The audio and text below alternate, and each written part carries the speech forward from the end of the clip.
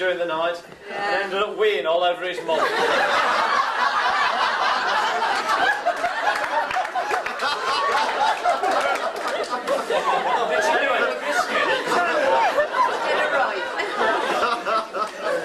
I put down here it was Northampton's version of Niagara Falls.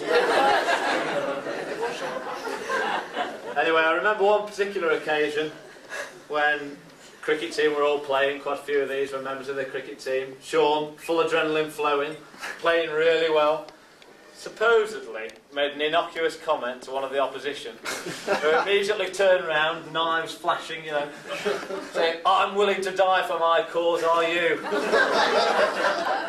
At which Sean turned to us lot and said, "What is my cause?" Perhaps he's found it now.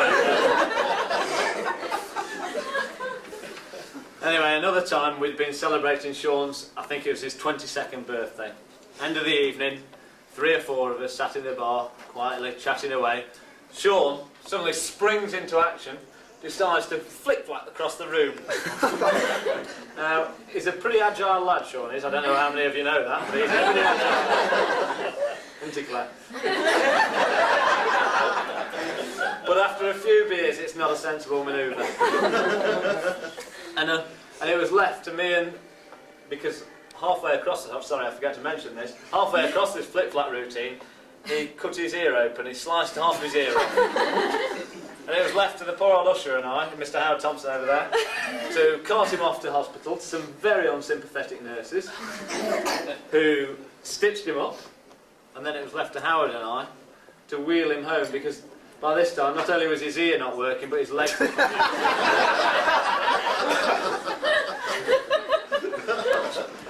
After 3 very happy years, Sean and I went our separate ways, kept in close contact, obviously, remained good friends. Sean got his job in a college, all the young student girls fancying him, apparently.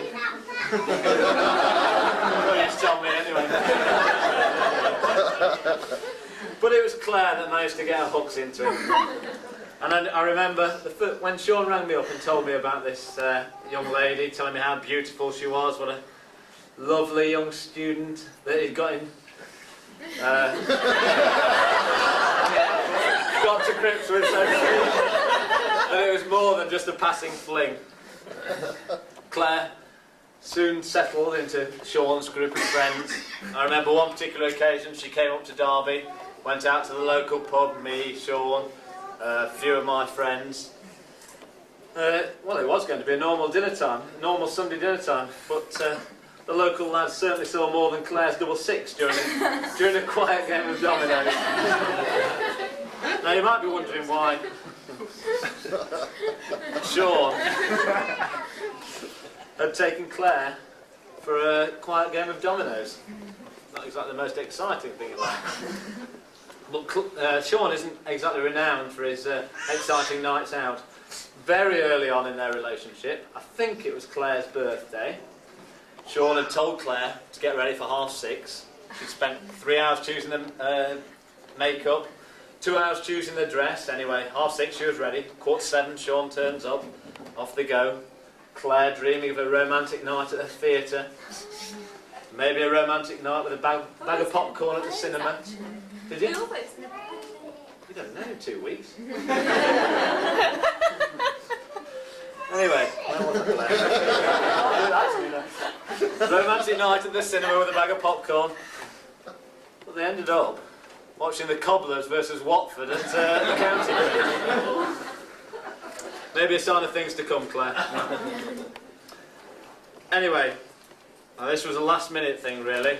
After a word with my friend Herb over there last night. Before I get on to the serious bit of proposing toasts and things, I'd like to present this to Sean and hope that maybe it'll come in useful to... Well, maybe it won't come in useful tonight. I hope it does.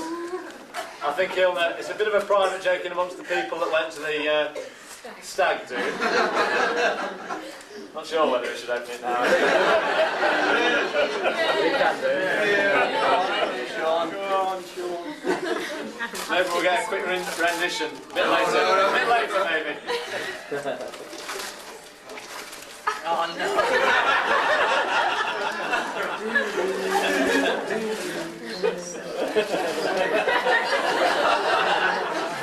And I'm not singing it. For people that don't understand, Sean will explain to you later, I'm sure.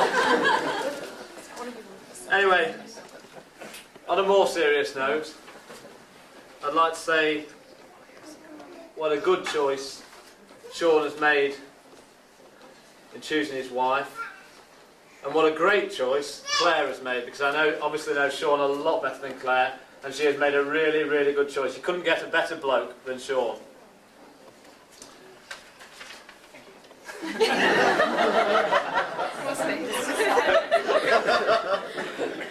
Anyway, I'd like to say that I'm sure they'll be really happy together. I wish them all the best next week in France and for their future happiness. And I'd like you all to stand and join me in a toast to Sean and Claire. Was to hand out these presents. One to Darren, one to Paul, and one to Howard. And I'd like to express, on behalf of Sean, his great thanks for doing a great job in the church, making my life a little bit easier.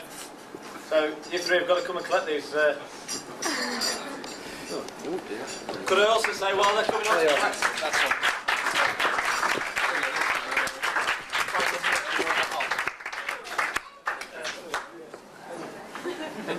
Good France. Actual case, yeah. We're not going to bring that out.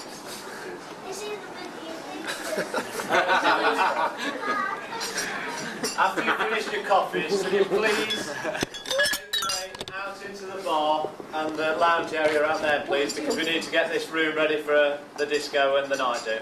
After you've had your coffees. Thank you. But don't rush them. But don't rush them.